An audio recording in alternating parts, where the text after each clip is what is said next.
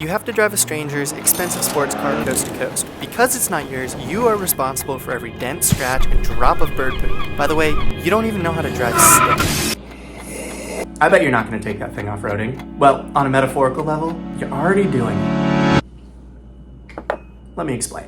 You're in the driver's seat of something that you probably don't quite own and is way more valuable and way more prone to accidents than a car. Oh, and you can only see one narrow path, and you don't really know how to steer the thing anyways. But that's just life.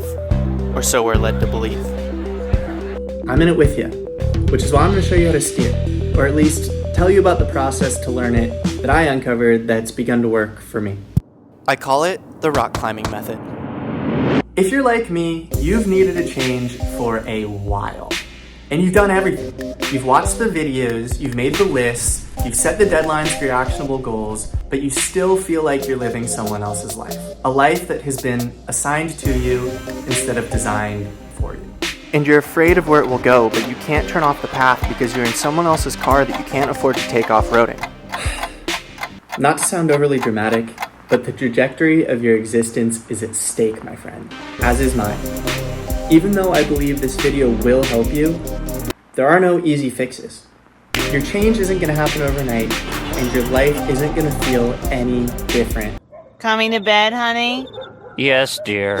You'll still be prone to failing the same ways you failed before, but the rock climbing method will give you a new structure through which you can understand the process when it seems overwhelming. And I believe it helps us get over the biggest obstacle that prevents us from using the one skill that we can learn that's guaranteed to change our lives. I learned these 4 steps by sucking at rock climbing. Pick a skill that's difficult to learn. There's just one requirement. It doesn't have to be life-changing, and it can be something you already did. I was rock climbing for years and making very little progress before I really started this process. I wanted to get better, but I couldn't figure out how. Physical activities work the best here, and rock climbing is, in my opinion, the best one to use because it aligns perfectly with the next 3 steps. The only real requirement for this step, though, is that it's gotta be something you suck at. Dude, sucking at something is the first step towards being sorta good at something. Step 2 is to play. There is a really important key to this step, but first, you already know you suck, so you might as well have some fun doing it. My improvement really started when I made great friends who pushed me to get better at climbing. Sure, I was tossed into the overwhelming and seemingly incomprehensible world of something niche and new, but I didn't take it too seriously. I just played a lot. And finally, the key to this step is that you can't do it alone. Find a community of people who have a passion for what you're learning because it'll help you to play more. Train. No, the other kind of train. When you hit a point where you think, holy crap, I've never been able to do that on purpose before, playtime is over. You gotta start paying for what you're learning. The first time this happened to me when I was rock climbing, it was like crack. I had proof that I was better than when I started, and I wanted to keep going. This is when what little serious motivation you can draw from goes the longest way in forming a habit.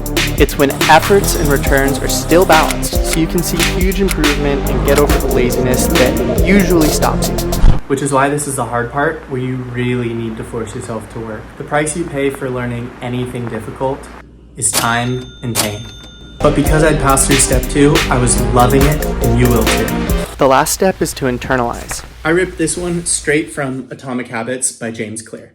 Since you've been really training, at this point you can get so obsessed that you don't even realize what you've done. My day didn't feel complete without spending like 3 hours in the climbing gym. But weirdly enough, I was back to where I started.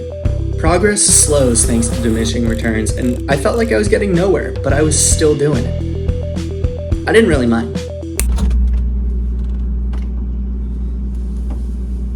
Incorporating a good habit into your identity is the whole point of Atomic Habits, and I'd just done it.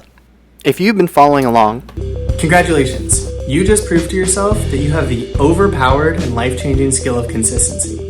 And yes, this is the one skill from the title that will change your life, but you don't actually know how to use it yet. Let me explain. You've really just finished step 2. You've tricked yourself into using the rock climbing method to start to learn consistency. You don't even really need to know that you've done step 1. Step 2 is itself the rock climbing method, except you get to learn a skill without the intention of changing your life. Now you're at step 3, where you need to train. Go back to step 1 and pick something harder, something more consequential and life-changing. Because now that you know what consistency feels like, you can start training. but you're still going to have to pay the price, and it gets higher the better you get.